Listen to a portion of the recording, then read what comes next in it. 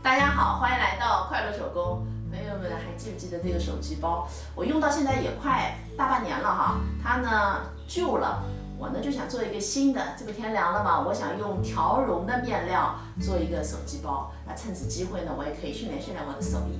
首先呢，我们来做一根拉链哈，拉链的长度啊是25厘米，我用的是马装拉链哈，两端的齿呢我们要剪掉哈，不然一会儿过缝纫机啊可能会卡针哈，断针很危险。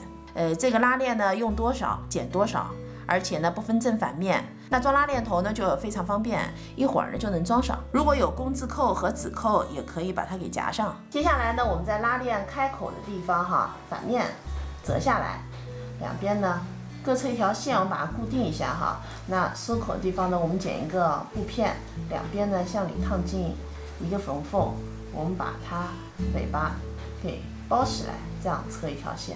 这张呢是咱们今天这个包的图纸哈，图纸呢是2份。首先呢，我们画2个长方形进行一个定位。这个长方形的高度23，宽度呢8厘米。这个长方形啊，高度也是23哈，宽度呢是12厘米。那根据上面的数字啊，也能够很简单的把这个图纸呢给画出来。在这儿呢和大家说一下，因为这里范围很小哈，手机也很小，我怕大家看不清楚。这3个地方的数据呢都是0.5。现在我把材料呢剪好了。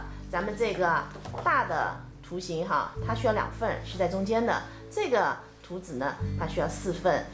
我在面子的反面烫了60克的无纺衬，那同样的数量，我又剪出了1份里子。首先啊，我们把材料正面和正面相对哈，把它叠齐。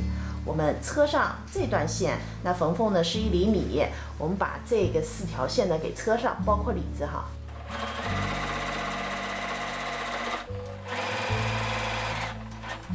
咱们在车这条线的时候呢，要车一个弧线哈，因为这个弧线呢车好以后，是咱们这个包从侧面看哈，整个包的形状。现在呢，我们把它分缝熨烫一下。那用这个平面烫，我们已经放不平了哈，我们利用这个烫台的侧边这个地方来进行分缝熨烫。然后我们把这个弧线正好是搁在这个位置哈。我们的里子、面子呢，缝缝啊都需要分缝熨烫一下，然后在每个缝缝的2侧呢车上明线。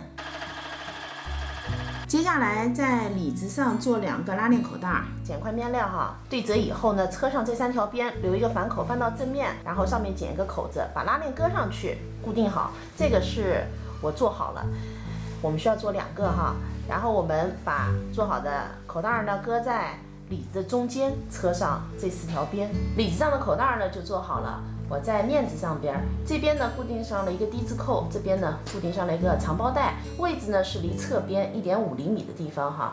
接下来我们在包口做上拉链哈，拿出拉链，我们把拉链的正面和面子的正面呢相对，然后啊盖上我们的里子，我们的里子的正面也是冲下，车上这条边，我们拉链的这边哈，把这份材料给车上。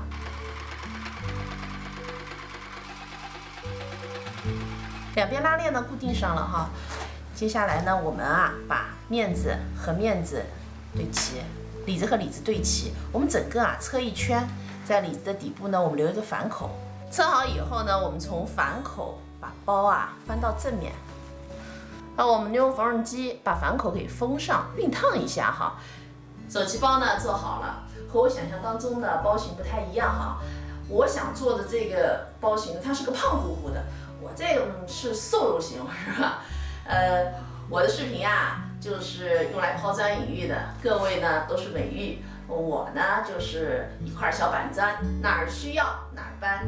这期视频内容呢就是这些了，感谢您啊花宝贵的时间来看我的视频，记得要帮忙点赞哦，咱们下期再见。